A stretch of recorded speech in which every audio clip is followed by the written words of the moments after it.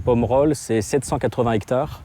Donc, pour comparer, Bordeaux tout confondu, c'est 110 000 hectares. Saint-Émilion, c'est 5 500 hectares. Pomerol, avec 780 hectares, c'est très petit. C'est la plus petite des appellations prestigieuses. Et l'autre particularité, c'est que sur 780 hectares, il y a environ 150 propriétés. Donc la taille moyenne à Pomerol, c'est 5 hectares et demi. Et il faut savoir aussi qu'il y a à peu près 40 producteurs à Pomerol qui possèdent moins de 2 hectares. Donc c'est la raison pour laquelle les vins de Pomerol sont des vins très rares et confidentiels. C'est lié à la structure foncière de l'appellation.